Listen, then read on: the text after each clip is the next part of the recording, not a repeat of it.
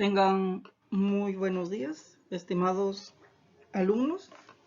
En esta semana número 9 vamos a empezar con el nuevo tema sobre los aspectos o el aspecto fónico de la lengua, que viene a ser lo que nosotros conocemos como fonética y fonología. Este tema lo vamos a ver en esta semana y lo vamos a ver en 2 semanas más, también más adelante, porque es un tema que lo he dividido en 3 semanas. Entonces, cuando hablamos de fonética y fonología, tenemos siempre de que hablar de estas ciencias de la gramática juntas, en pareja. Hay algunos gramáticos que recomiendan de estudiarlos por separados, pero hay otros que nos dicen de que como son complementarias, deben de ir siempre juntas. Es decir, estamos teniendo aquí una dicotomía, cosas totalmente distintas, pero aquí se complementan. ¿Por qué? Porque ambas, la fonética y la fonología, van a estudiar el sonido. Entonces estudian al sonido, pero estudian al sonido en distintas formas o en distintas maneras. Entonces, veamos qué nos dice la fonética. La fonética estudia los aspectos físicos de la producción de los sonidos, tales como la intensidad, el tono, el timbre y también los fisiológicos, es decir, describe los sonidos oponiendo los rasgos de cada uno de ellos en función del modo de intervención de los órganos de la fonación. Es decir, cuando nosotros hablamos de los órganos de la fonación, nos estamos refiriendo a nuestro aparato fonador. Así, en un acto concreto de habla, como al pronunciar la palabra boca, la fonética describe a la B como consonante bilabial, oclusiva, sonoro y oral. Y la unidad de estudio de la fonética nos dice que es el fono, mientras que la fonología nos dice lo siguiente: que a partir de la descripción fonética estudia los rasgos de los fonemas en medida que sirven para distinguir un signo de otro.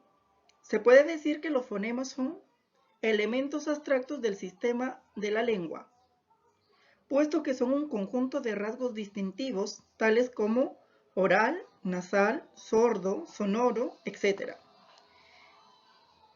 En el caso antes citado, la palabra boca, la fonología estudia la oposición de los rasgos de la B con las de otros fonemas en la medida en que su sustitución por otro fonema, y da como resultado otras unidades del sistema de la lengua con otro significado. Por ejemplo, en las palabras coca, roca y toca. Es decir, gracias a estos rasgos distintivos, nosotros podemos decir de que nos estamos refiriendo a diferentes palabras y que tienen un diferente significado a la vez. Y la unidad de estudio de la fonología viene a ser el fonema. Muy bien, entonces vamos a recordar lo que acabo de decirles. Hemos dicho de que la fonética estudia los aspectos físicos de la producción de los sonidos, es decir, al sonido físico. Mientras que la fonología estudia los rasgos de los fonemas en la medida que sirven para distinguir un signo de otro, es decir, a un sonido ideal o mental, ideal y mental. Mientras que la fonética estudia el sonido físico, concreto, real, la fonología estudia al sonido distintivo, ideal o mental. Ahí tenemos qué es lo que estudia cada uno de ellos. Habíamos mencionado también que la unidad de estudio de la fonética es el fono y que la unidad de estudio de la fonología es el fonema. Pues ahora en estos momentos vamos a ver y a comparar las características entre fonema y fono, para así darnos cuenta de que realmente son objetos de estudio totalmente distintos o diferentes. Entonces, veamos. El fonema es un sonido abstracto ideal mental. En claro nos dice abstracto, ideal y mental.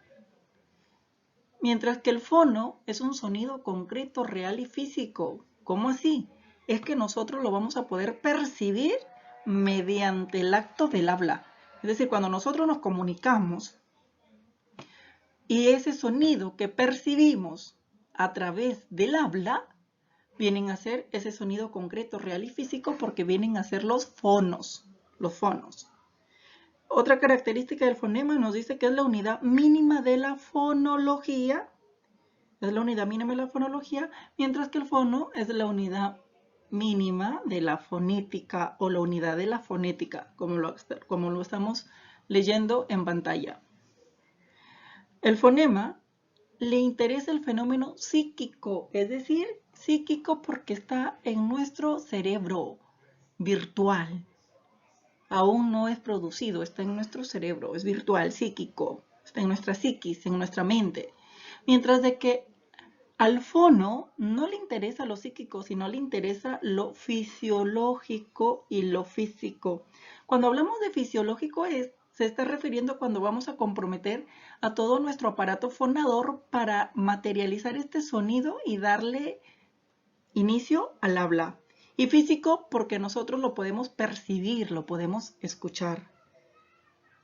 Sigamos con la siguiente característica del fonema, que nos dice: se representa entre barras. Es decir, cuando yo quiero decir de que estoy representando a un fonema, siempre lo voy a representar entre barras. Pero cuando yo quiero decir de que no me refiero a un fonema, sino a un fono, lo vamos a representar entre corchetes. Veamos la última característica de cada uno de ellos que nos sigue diciendo. Al fonema, su cantidad es finita o limitada, ¿cierto? Finita o limitada. Es que es así. A ver, si recordamos nosotros, ¿cuántos fonemas tenemos en nuestro idioma? Porque la cantidad es finita o limitada. Ya tenemos una cantidad ya que es limitada y nosotros ya sabemos cuántos fonemas tenemos en nuestro idioma español o castellano, que es el mismo. Nosotros contamos con 24 fonemas, de los cuales son 19 fonemas consonánticos, y 5 fonemas vocálicos. Entonces, ahí nos da un total de 24 fonemas en nuestro idioma. Pero el fono, la cantidad de fonos es infinita, es decir, no tenemos una cantidad exacta de fonos. ¿Por qué? Porque al momento de nosotros combinar los sonidos o materializarlos, vamos a tener a más de un sonido concreto cuando se materializa. Entonces, nosotros nos damos cuenta también esto porque en una de las características del signo lingüístico que se refiere a la linealidad, es que vamos a tener un idioma rico en palabras, en sonidos. Por eso es una cantidad infinita. Muy bien, continuamos. Entonces, acabamos de ver las características entre un fono y un fonema. Pero también nosotros tenemos otro término del cual tenemos, que es el alófono. ¿Qué será un alófono? Si recordamos, el alófono es la variación de un fonema en el acto del habla. Por ejemplo, el fonema B, al ser pronunciado en la palabra bata y taba, no tiene la misma realización. Es decir, cuando nosotros hablamos de un alófono, de acuerdo a la posición del fonema que tenga en las diferentes palabras en donde lo utilicemos, va a tener una realización distinta o diferente. Entonces, a esa variación por la ubicación del fonema en el que se encuentre en las palabras donde lo utilicemos, pues va a tener una variación totalmente distinta o diferente. Entonces, a esa pequeña variación por la posición del fonema en las palabras, se le va a conocer como un alófono. Entonces tenemos aquí el fonema N, ¿cierto? El fonema nasal, ¿cierto? El nasal que es N. Y vamos a ver cuáles son sus alófonos. Por ejemplo, veamos a la N en la palabra enfado. Entonces, en la palabra enfado, por la ubicación que tiene la N, es decir, este fonema que está entre la E y entre la F, pues vamos a darnos cuenta de que aquí va a tener una variación interdental. ¿cierto? Va a tener una variación interdental. Si lo veamos en la siguiente palabra, que es diente, en diente, entonces en diente aquí va a tener la variación que va a ser dental, dental, ¿cierto? Dental, diente, diente, T, ¿cierto? Porque está antes de la T, entonces ahí nosotros lo estamos pronunciando con los dientes, diente, entonces va a ser un dental. Veamos también la variación del mismo fonema en la palabra ancestro. Y si nosotros nos damos cuenta aquí en ancestro, ¿dónde está la ubicación, cierto? ¿Dónde está la ubicación del fonema? Y aquí nos vamos a dar cuenta que en el centro es alveolar. ¿Por qué? Porque va a estar entre nuestros alveolos para al momento de articular nuestra palabra ancestro. Veamos nuevamente otro alófono, otra variación del fonema N en la palabra cancha.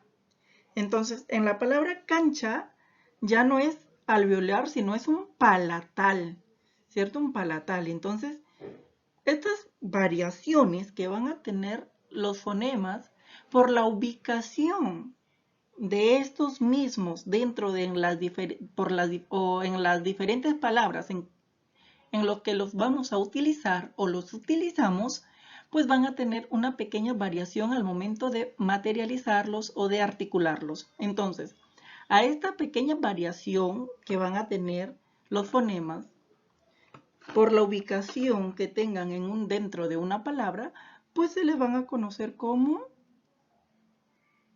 les decía, alófonos, ¿cierto? Por ejemplo, en la palabra tango también, ¿qué es? Velar. En la palabra tango ahora es un velar, porque justamente está por debajo del velo del paladar cuando pronunciamos tango, tango, tango, ¿cierto? Ahí lo escuchamos. Nuestra lengua justamente se posiciona por debajo del velo del paladar, pues es un velar, ahí lo vemos. Entonces, como les decía, a todas estas variaciones se les va a conocer como alófonos, que es un alófono, es la variación que tenga un fonema a causa de la posición que tenga dentro de una palabra, porque en las palabras en donde lo utilizamos, como nosotros podemos ver, de que en la palabra enfado, en la palabra diente, ancestro, cancha y tango, por la ubicación en la que se encuentra y por el fonema que lo está acompañando, ¿cierto?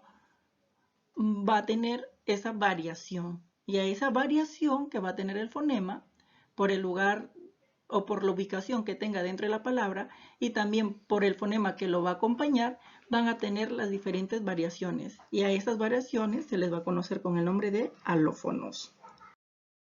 Ahora veamos el aparato fonador.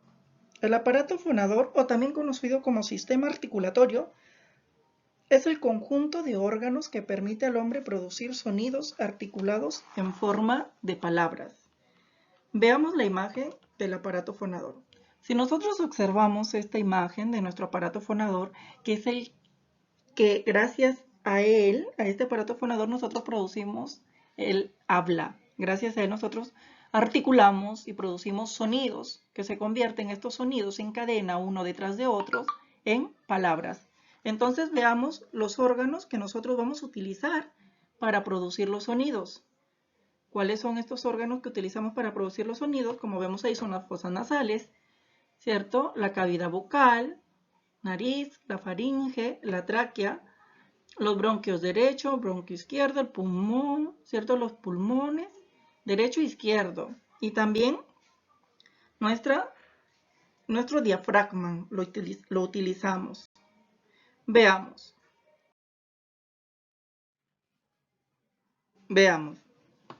En la cavidad infraglótica, ¿qué es lo que nos dice? Que son los órganos de la respiración. Y justamente en esta cavidad infraglótica, en los órganos de la respiración tenemos al diafragma, a los pulmones, a los bronquios y a la tráquea. En la cavidad laringea tenemos a los órganos de la fonación y aquí encontramos a las cuerdas vocales que gracias a la vibración de nuestras cuerdas vocales vamos a escuchar a todas las 5 vocales que tenemos. Y también tenemos ahí a la glotis, ¿cierto? ¿Qué es la glotis? Es el espacio o abertura en la que entre estos músculos lo que permite el paso del aire libremente, es decir, gracias a la glotis nosotros vamos a tener un sonido a lo que se escapa el aire, a lo que lo expulsa, vamos a articular sonidos. Y por último también tenemos a la cavidad supraglótica. Y en esta cavidad supraglótica tenemos a los órganos de articulación, a los activos y a los pasivos. ¿Cómo nosotros reconocemos a estos órganos de articulación activos y pasivos? Pues muy fácil. Los activos son los que se van a tener movimiento al momento de nosotros articular o un sonido o un fonema. Es lo que se van a mover. Por lo tanto, los activos, los que tienen movimiento, son los labios, las mejillas, el maxilar inferior, la lengua y el velo del paladar, son los que tienen movimiento. Y en los pasivos son aquellos de que son estáticos, que no se van a mover para nada. Ahí tenemos a los dientes superiores, a los alvéolos y al paladar duro. Es así en cómo es que funciona nuestro aparato fonador, y este aparato fonador es el que a nosotros nos permite articular sonidos y uno detrás de otro va a crear las palabras. Entonces, en esta semana 9 nos vamos a quedar hasta aquí nomás, porque ya en las siguientes vamos a continuar con nuestro curso de fonética y fonología.